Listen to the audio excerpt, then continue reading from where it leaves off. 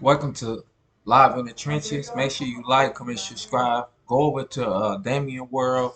We got good content over there. Today we're reacting to The Mob. Let's get to it. The real stories behind The Godfather Part 2. Let's get it. Mafia trilogy The Godfather was one of, if not the first time, the public had been given insight into the then mysterious world of the Mafia. Although it's a fictional story, many events and characters parallel real-life events and people. In Part 1, we shared some of the most rare and insightful stories that inspired these iconic films, and so, here are even more unbelievable real-life stories that very few have learned and uncovered. There is a lot of debate on whether Puzo wrote The Godfather from pure research or he was in contact with insiders that provided him with such detailed insight into the world of the Mafia, as at that time they were still fairly secretive from the public. In the novel he included many historical figures that were left out of the movie. The book featured the real-life Al Capone as an associate of Salvatore Maranzano, who called on to help during the Olive Oil War of 1933. In 1933, the repeal of Prohibition had dealt a huge blow to the Corleone family operations, but Vito Corleone had taken his precautions. He sent emissaries to the Don who controlled all the gambling activities of Manhattan, Salvatore Maranzano, a big shot of New York who had firm control in the crime underworld. The Corleone emissaries proposed to Maranzano an equal partnership deal beneficial to both parties. Vito Corleone with his organization. Everybody know I love Mafia movies. The Goodfellas, everything. I love it all. Casino, all the greatest hits. Scarface, I love it all in Mafia movies. So, I don't know about y'all. This right here, I love it. His police and political contacts could give him the necessary strength to expand his operations further and into new territories, such as in Brooklyn and the Bronx. But Maranzano rejected the Corleone offer, therefore setting off the Great War of 1933, which would ultimately change the whole structure of the underworld in New York City. Salvatore Maranzano had a powerful organization with a plethora of strong enforcers that obeyed his every command. He also had a friendship with Al Capone in Chicago, and had maintained a good relationship with the Tattaglia family, which controlled prostitution in the city, and what there was of the thin drug traffic at that time. Welcome to Raid I did not know that. Shadow Legends. If you're wondering just what you're getting into, Raid Shadow Legends. Maranzano sent a call to Capone for his two best gunmen to come to New York to assassinate Vito Corleone. But the Corleone family also had friends and intelligence in Chicago who relayed the news that the two gunmen were arriving by train. So Luca Brasi and his men intercepted the Chicago soldiers at the railroad station and brought them to a warehouse near the docks and hacked them to pieces. A few days later in Chicago, Capone received a message from Vito which read, "You know now how I deal with enemies. Why does a Neapolitan interfere in a quarrel between two Sicilians? If you wish me to consider you as a friend, I owe you a service which I will pay on demand. A man like yourself must know how much more profitable it is to have a friend who, instead of calling on you for help, takes care of his own affairs and stands ever ready to help you in some future time of trouble. If you do not wish my friendship, so be it.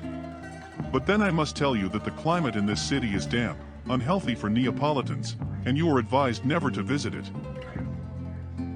And shortly after, the Capone sent back word that they would not interfere anymore. The odds were now equal, and Vito Corleone had earned an enormous amount of respect throughout the United States underworld with his humiliation of Capone.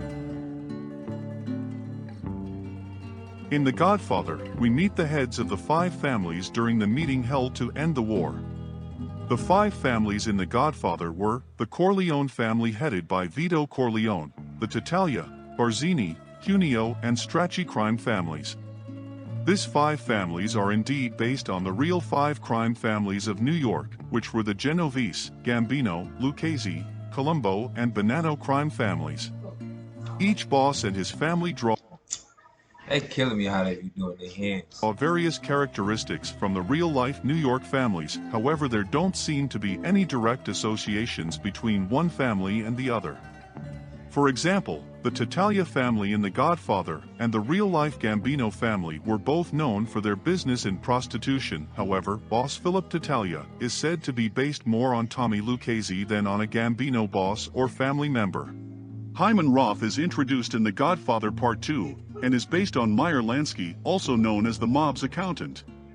His partnership with Don Vito mimics that of the relationship between that Meyer Lansky had with Lucky Luciano and Frank Costello.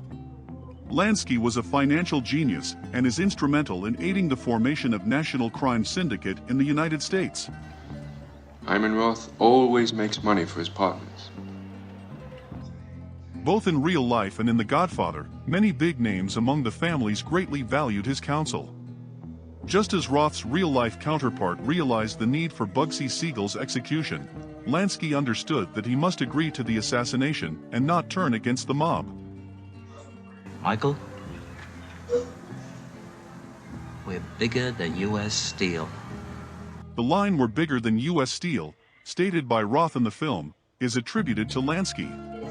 However, while Roth was shot by a Corleone soldier, Lansky lived a long life in South Florida. Roth's liaison to the mafia, Johnny Ola, was also based on Lansky's liaison, named Vincent Ello.